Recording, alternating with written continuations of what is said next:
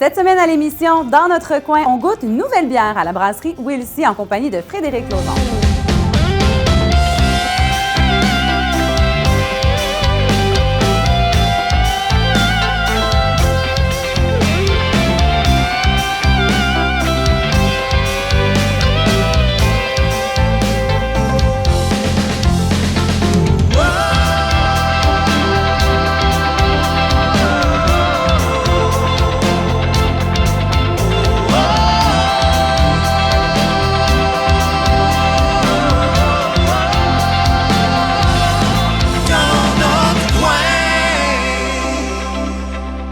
Bonjour et bienvenue à cette toute dernière émission de Dans notre coin. Mon nom est Josiane Binette et on commence tout de suite avec une question bonheur qui fait réfléchir. Andréane a demandé à ses collaborateurs « Comment voudriez-vous qu'on se rappelle de vous après votre décès? » Curieuse d'entendre la réponse.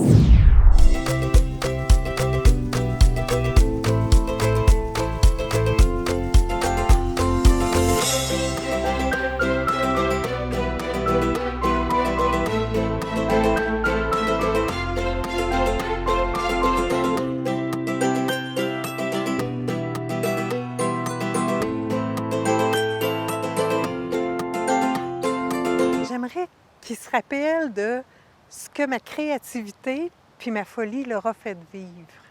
Parce que Maya Angelou, que j'aime beaucoup, disait « Les gens vont oublier ce que vous dites, les gens vont oublier ce que vous faites, mais ils n'oublieront pas comment ils se sont sentis en votre présence, comment vous les avez fait sentir. » Donc, j'aimerais ça que les gens se rappellent qui était important pour moi, qui se rappellent les fous rires qu'on a eus, les folies, les découvertes, les niaiseries, mais qui se rappellent comment ils se sont sentis en étant en contact avec moi.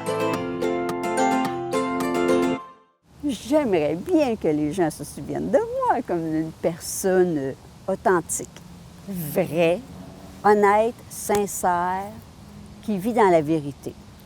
Mais justement, la vérité, c'est que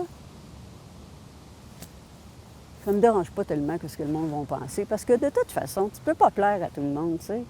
Je te dirais que quand je serai décédée, puis que je ne serai plus là, le monde, ils peuvent bien penser ce qu'ils veulent, tu sais. C'est comme aujourd'hui, je vis, bien, il y a des gens qui m'aiment, qui aiment ce que je suis, qui aiment que... Puis il y en a d'autres qui n'aiment pas ça du tout, puis ils ont le droit. Fait que moi, ce qu'ils pensent, ça ne me dérange pas du tout. Moi, je suis qui je suis. Puis j'ai fini d'être ce que je ne suis pas, justement pour plaire. Alors, fait que quand je ne serai plus là, ils penseront ce qu'ils voudront. Comment que j'aimerais que les gens se souviennent de moi après mon décès? C'est pas facile à répondre pour vrai parce que... on dirait qu'on est tout le temps un peu plus critique envers nous. J'ai essayé de me mettre comme si je serais un petit oiseau qui sortirait et qui me regarderait agir dans ma vie. Puis je pense que je suis quelqu'un qui est rassembleur. Je suis quelqu'un qui aime faire la fête, qui est pas mal souvent de bonne humeur. J'aimerais aussi que le monde se souvienne de moi comme quelqu'un, tu sais, dans le domaine, dans le métier que je fais. On dit souvent que nous, dans l'événementiel, on est des créateurs de souvenirs. Mais je pense que j'aimerais que le monde se souvienne de moi comme ça, comme quelqu'un qui semait le bonheur par tout ce qui passait. Là. C'est aussi simple que ça. Comment je veux que le monde se souvienne de moi après mon décès? J'ose espérer qu'il y a 2-3 personnes qui vont avoir un peu de peine, mais j'espère qu'on va se souvenir de moi comme un bon gars, un homme généreux, honnête, intègre. Pour moi, c'est des valeurs qui sont très importantes. Mais assurément, le monde va se souvenir de mon décès parce que c'est déjà prévu. Il va y avoir un party. Il va avoir un petit côté creepy. Ça va être, j'ai mon chum JP, que sa job, lui, il a déjà une grosse faux. Fait qu'il va être dans le fond de la salle avec sa grosse faux pour faire la faucheuse, qui va un peu apeurer le monde, mais pas méchamment. Et après ça, c'est mes chums. Leur job, c'est de me faire un bien cuit. Je veux que chacun se rappelle les bons moments qu'on a vécus ensemble. Puis l'avantage, c'est que la plupart de ces bons moments-là ont été filmés. Fait qu'il va y avoir un audio-vidéo de tout ça. Le but, c'est vraiment de rire, malgré la mort, parce que je veux que ma mort ressemble à ma vie. Ma vie a été est remplie en tout cas, de fou rire, puis je veux qu'il y en ait dans ma mort. Et tout ça devrait se terminer avec, pour mes chums qui me connaissent, savent que mon drink préféré est le cognac, donc je vous souhaite un bon chin à la fin d'un très bon cognac pour penser à moi et quitter ce monde. Comment je voudrais que les gens se rappellent de moi après mon décès? Bien, idéalement, j'aimerais mieux ne pas mourir. Mais, puisqu'il faut, j'espère que ça va être un bon souvenir. Je voudrais que les gens se souviennent de moi comme quelqu'un d'heureuse,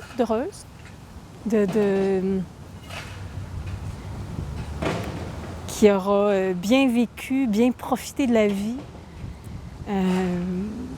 qui aura été capable d'aimer au maximum de ses capacités les gens autour. J'espère qu'ils se souviendront de ça. J'aimerais qu'ils se souviennent de moi comme quelqu'un qui aura été libre, puis qui aura fait ses choix par bonheur, puis par... c'est ça, à la recherche du bonheur, que le chemin aura été important, en fait, plus que la finalité.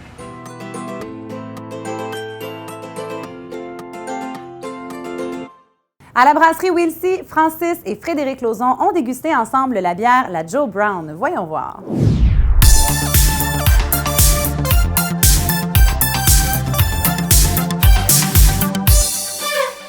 Cette semaine, on est à la microbrasserie Wilsey avec Frédéric Lauzon. Bonjour Frédéric. Bonjour. Cette semaine, on va parler de la Joe Brown, qui est une bière brune. Parle-nous un peu, c'est qui Joe Brown?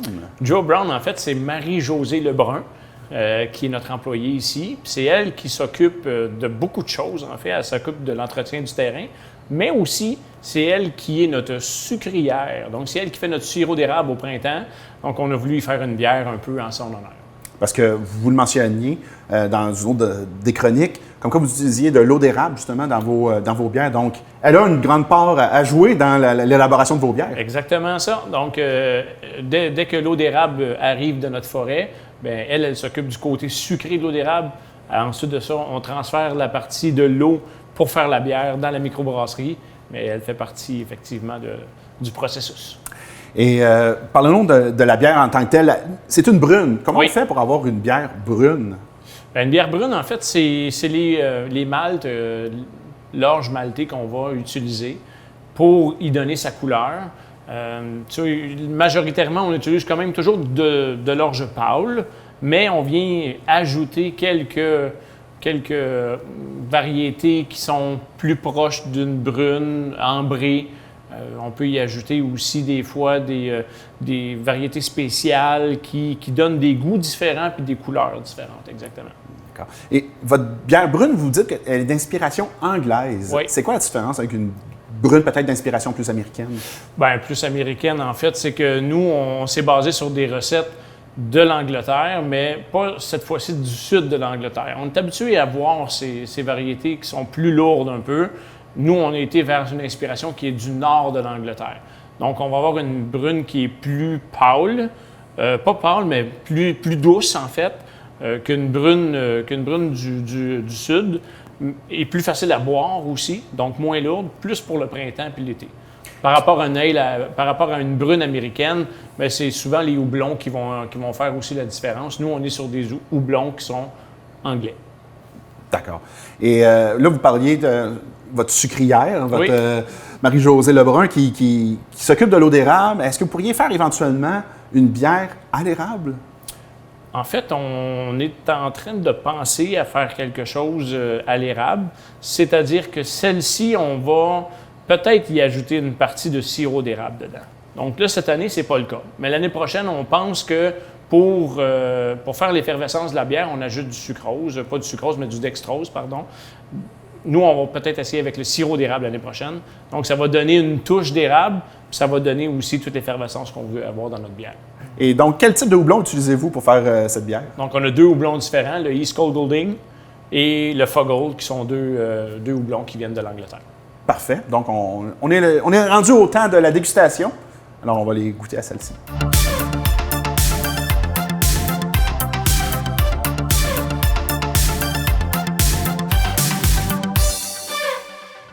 va y aller avec la dégustation de la Joe Brown. Allons-y. À la tienne. Santé.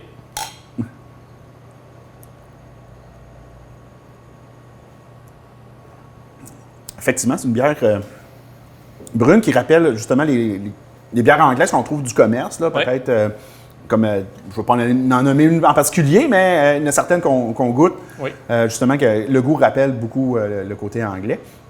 Tu me parlais tantôt de l'importance des levures dans la fabrication des bières. Beaucoup insistent sur les houblons. Mais vous, ici, chez Will.C, vous mettez aussi l'emphase sur les levures. Effectivement, tu sais, la tendance sur le marché, c'est de parler des houblons qu'on a utilisés dans nos bières. Mais on pense qu'on ne met pas assez d'emphase sur les levures. Nous, dans nos bières, on essaie d'aller chercher toujours des levures qui s'apparentent le plus possible au style qu'on veut faire. Donc, si on est sur une levure anglaise, quand on veut faire des bières plus américaines, on va jouer sur d'autres types de levures aussi. Mais c'est très important parce que ça développe des goûts et des caractéristiques qui sont propres à certaines bières. Bien, merci beaucoup, Frédéric. Ça fut très enrichissant. Et merci à la maison de nous avoir écoutés. Je vous rappelle que vous pouvez vérifier le site web de la brasserie Will.C pour connaître la disponibilité des bières. Et maintenant, prenons le thé une dernière fois en compagnie d'Élise Destève et Maryse Deneau.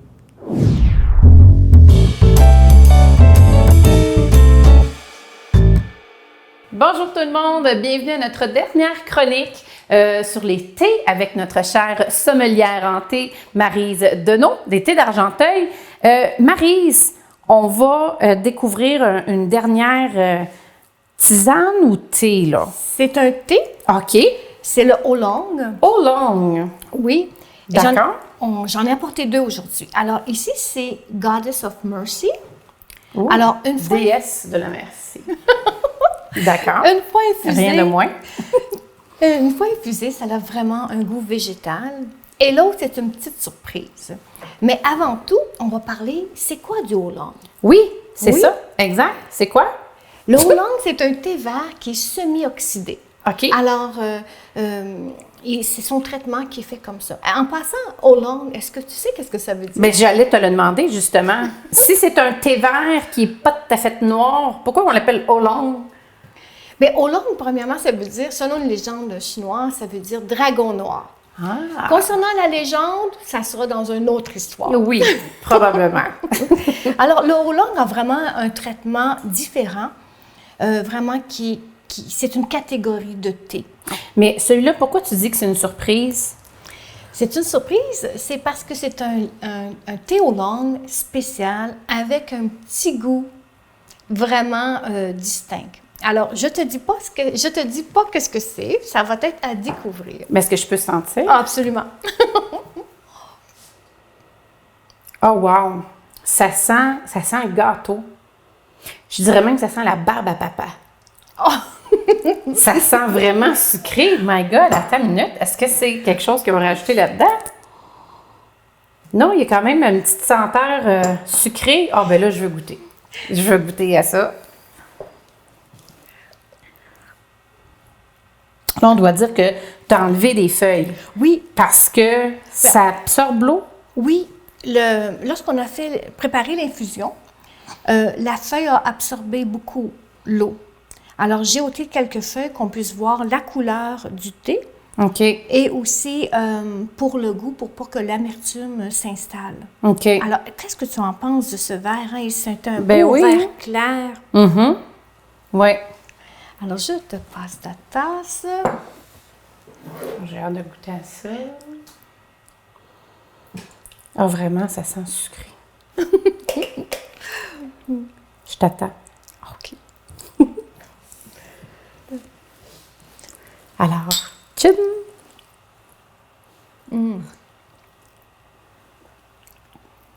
Ça goûte pas la barbe à papa, par exemple.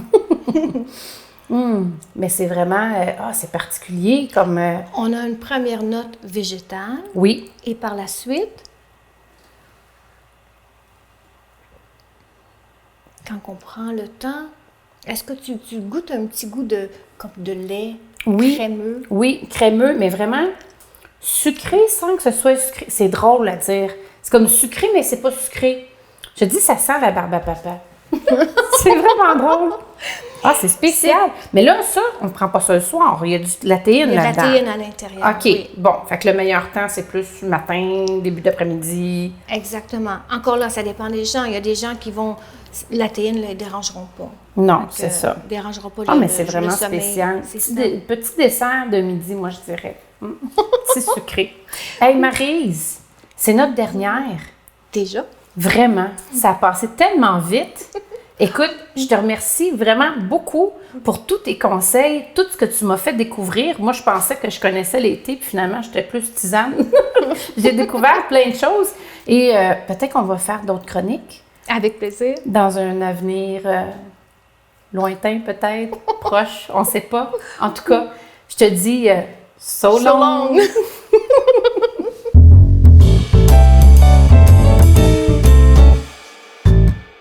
Rejoignons maintenant André Coupal pour la dernière capsule linguistique de la saison. Bonjour et bienvenue à la capsule linguistique.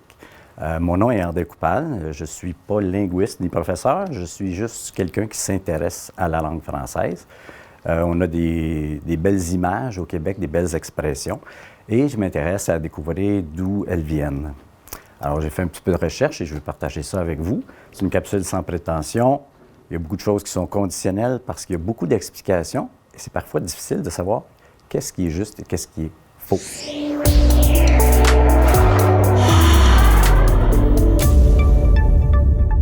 Aujourd'hui, on fait une spéciale de top 10 des expressions québécoises qui sont expliquées aux Français de France par Karine Baudin. Karine Baudin qui écrit sur authentiquecanada.com. Elle veut faire partager ces expressions-là aux Français qu'elle invite à venir nous visiter au Québec. Alors, je vais vous dire une expression bien québécoise que vous connaissez sans doute et vous donner l'équivalent en français de France parce qu'eux ne l'utilisent pas comme nous. Alors, on dit, par exemple, « parler à travers son chapeau ». Évidemment, pour nous, ça vient de l'anglais « to talk through one's hat ». Et ça veut dire parler sans savoir vraiment de quoi on parle. Et en France, on dit « parler à tort et à travers », tout simplement. Ici, c'est « parler à travers son chapeau ». On dit ici aussi, deuxième expression, « il pleut à boire debout ». Bon, c'est facile à imaginer. Quand il pleut, puis il pleut à boire debout. C'est parce qu'au Québec, on adore les métaphores pour parler de la température. Le verbe pleuvoir peut être remplacé aussi par mouiller. Ici, au Québec, on dit « il mouille ». Et en français, on dit qu'il pleut comme une vache qui pisse ou pleuvoir des clous. Alors, voilà la différence entre les deux français du Québec et de la France. On dit ici aussi une troisième expression, cogner des clous. Lorsqu'on cogne des clous, on somnole en position assise. En français, on dit simplement s'endormir, être fatigué, lutter contre le sommeil. Mais les Français adorent nos expressions. Attache ta tuque avec de la broche. Celle-là, eux, ils ont pris un peu plus de temps à la comprendre. Une tuque, pour un Français, c'est un bonnet d'hiver. Mais au Québec, on dit une tuque. Et le mot broche, on parle de broche pour un fil de fer. Alors, quand on dit attacher sa tuque avec la broche, ça peut vouloir dire qu'on anticipe une situation qui va nous décoiffer ou qui va nous demander d'être solide, parce que ça peut être déstabilisant. En français, on dirait tout simplement, en français de France, on dirait « prépare-toi, ça va brasser, ça va décoiffer ». Mais ici, attache ta tuque avec la broche. Tirer de son bord. Je pense que c'est plutôt tirer la couverte de son bord. Excusez-moi. Cette expression-là, ça veut dire s'approprier tous les bénéfices d'une situation ou d'une affaire aux dépens d'autrui. On utilise souvent le mot « bord » pour parler d'un côté. Quant au terme « couverte », c'est une couverture dans le langage populaire. On pourrait aussi tirer la couverture de son côté. Tirer la couverture à soi, prendre plus que sa part, vouloir tout garder pour soi, serait l'équivalent en français européen. Tire-toi une bûche. Bien, tire-toi une bûche, les Québécois, on s'invite à s'asseoir, puis tout simplement s'installer sur une chaise ou pour discuter. Durant la colonisation française, les habitants avaient très peu de moyens et souvent, on ne possédait pas beaucoup de meubles.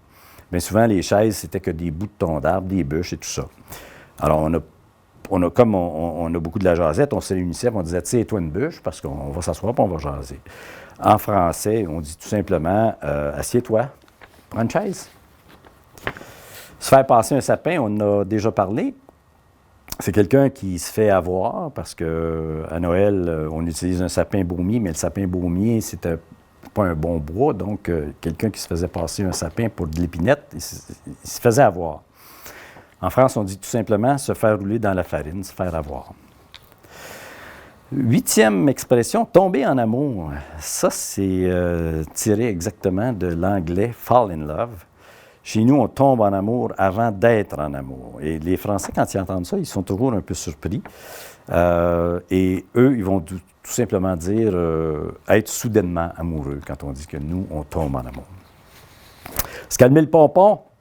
On invite quelqu'un qui est énervé à se calmer le pompon quand il est trop excité ou trop enthousiaste. Et ça, c'est une autre expression qui fait sourire les Français parce qu'eux, ils disent tout simplement « calme-toi ». Calme-toi. Finalement, niaise pas avec la POC.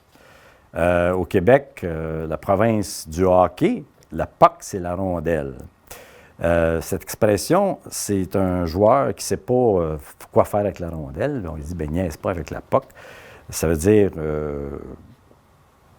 fais-toi confiance, puis arrête de niaiser avec la POC et fonce, par exemple, dans cette expression-là. Et l'équivalent en français, ce serait « hésite pas » ou « ne vendange pas ». Voilà, pour « niaise pas avec la POC ».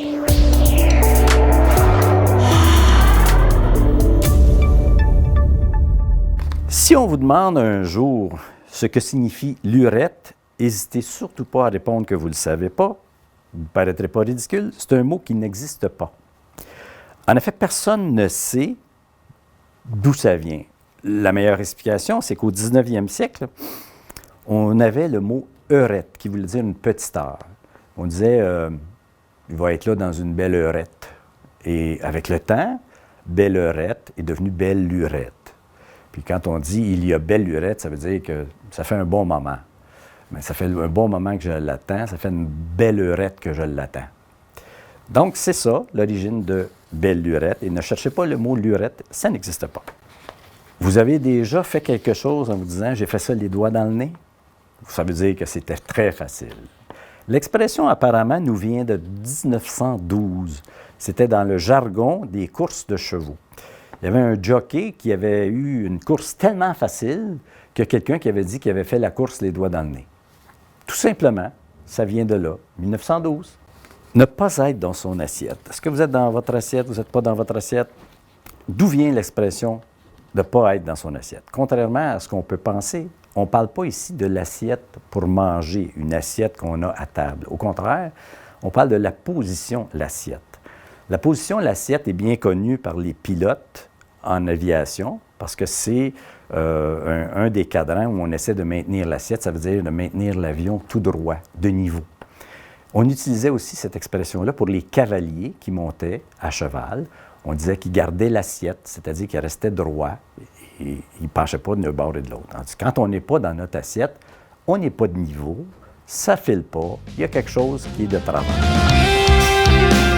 C'est ce qui termine cette saison de l'émission Dans notre coin. Merci infiniment d'avoir été au rendez-vous. Si vous avez des idées de sujets de capsules, n'hésitez surtout pas à nous contacter. Et évidemment, tous les épisodes sont disponibles sur le site web au tvcargenteuil.com. À bientôt tout le monde.